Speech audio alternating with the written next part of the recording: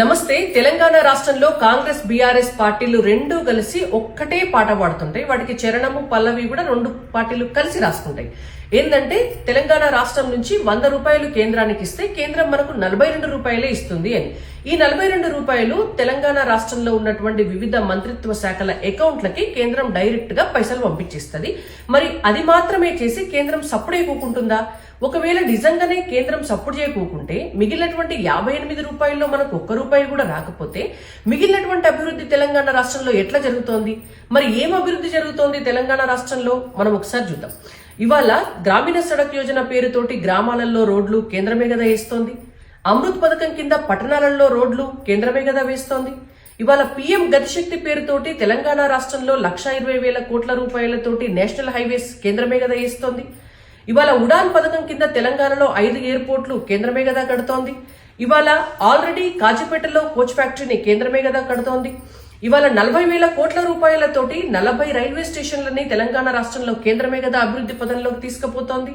ఇవాళ తెలంగాణ రైతులకి కూడా కిసాన్ సమ్మాన్ నిధి పేరుతోటి సంవత్సరానికి 6,000 రూపాయలు కేంద్రమే కదా ఇస్తోంది. ఇది ఇవాళ ప్రతి యూరియా ఆర్ డిఏపి సంబంధించినటువంటి ఎరువుల బస్తాలపైన సబ్సిడీ కేంద్రమే కదా ఇస్తోంది.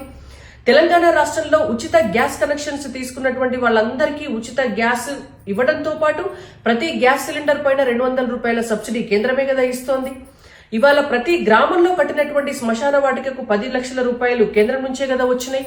ఇవాళ తెలంగాణలో రైతు వేదికల నిర్మాణానికి 10 లక్షల రూపాయలు కేంద్రం నుంచే కదా వచ్చినాయి.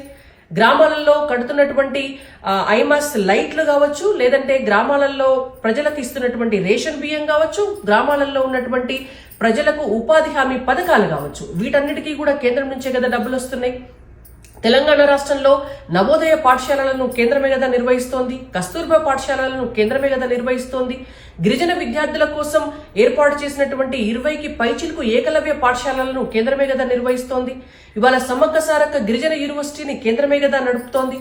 ఇవాళ తెలంగాణ రాష్ట్రంలో ఉన్నటువంటి సెంట్రల్ నుంచి వస్తున్నటువంటి ఫండ్స్ ద్వారా తెలంగాణ విద్యాలయాల్లో సర్వశక్తి అభియాన్ పేరుతో వచ్చేటటువంటి డబ్బులన్నీ కూడా కేంద్రమే కదా ఇస్తోంది. ఇవాళ హెల్త్ డిపార్ట్మెంట్ కి సంబంధించి ఆయుష్మాన్ భారత్ కింద ఇవాళ తెలంగాణ రాష్ట్ర ప్రజల కోసం వైద్య సేవల కోసం డబ్బులు కేంద్రమే కదా ఇస్తోంది. ఇవాళ పిహెచ్సిలను గ్రామాల్లో ఉన్న పిహెచ్సిలను కేంద్రమే కదా మెయింటైన్ చేస్తోంది. నేషనల్ హెల్త్ మిషన్ కింద, నేషనల్ హెల్త్ రూరల్ మిషన్ కింద, అర్బన్ మిషన్ కింద కూడా అనేక వేల కోట్ల రూపాయలు తెలంగాణ వైద్య రంగం కోసం కేంద్రమే కదా ఖర్చు పెడుతోంది. ఇట్లా చెప్పుకుంటా పోతే ఇంకా చాలా పెద్ద లిస్ట్ ఉన్నది. కాబట్టి మిగిలినటువంటి 58% ఏం చేస్తుంది కేంద్రము అంటే ఇలా అన్ని రాష్ట్రాల డెవలప్మెంట్ కి వాడటంతో పాటు దేశ రక్షణకు కూడా ఉపయోగిస్తుంది.